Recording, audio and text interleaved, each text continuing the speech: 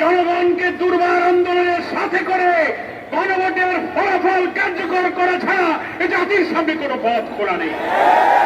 বই পুস্তক সংবিধান আর বই পুস্তক উঁচিয়ে বলছেন আমরা জুলাই সনদ সহ অক্ষরে অক্ষরে মানব, আবার গণভোট বাতিল করার জন্য সংসদ অর্ডিন্যান্সকে আপনারা সেখানে পাস করতেছেন।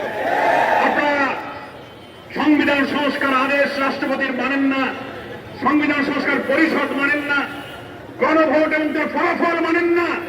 তাহলে তো মাননীয় প্রধানমন্ত্রী, স্বরাষ্ট্রমন্ত্রী, আইনমন্ত্রী যারা পার্লামেন্টের ব্যাপারে কথা বলছেন, একটা কথার জবাব জাতির কাছে দেন।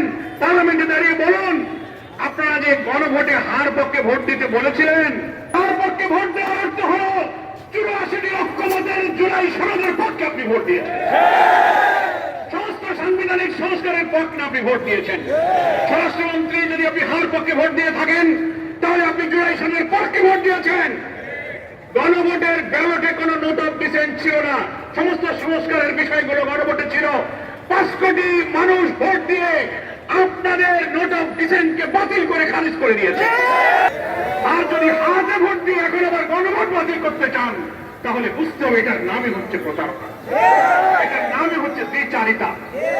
ফলে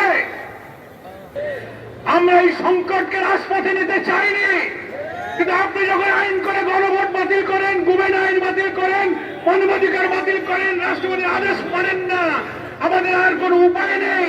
জনগণ আমাদেরকে ভোট দিয়ে 5 কোটি ভোট দিয়ে জুলাই সনদের যে রায় দিয়েছে সেই জনগণের কাছে যাওয়া ছাড়া আমাদের কোনো পথ নাই। তাই 11 দলীয় ঐক্যের পক্ষ থেকে গতকাল 9 তারিখ থেকে 1 সপ্তাহ গণসংযোগ অভিযান, প্রচারপত্র বিলি, মহানগরীতে বিক্ষোভ, জেলায় বিক্ষোভ, জাতীয় সেমিনার, জুলাই যোদ্ধাদের সাথে মত বিনিময়, অনেক কর্মসূচি ঘোষিত হয়েছে। এরপরে আবার 11 দলের শীর্ষ নেতারা বসবেন, একের পর এক কর্মসূচি আসবে। জনগণকে দুর্বার আন্দোলনের সাথে করে গণভোটের ফলাফল কার্যকর করা ছাড়া এ জাতির সামনে কোনো পথ খোলা নেই।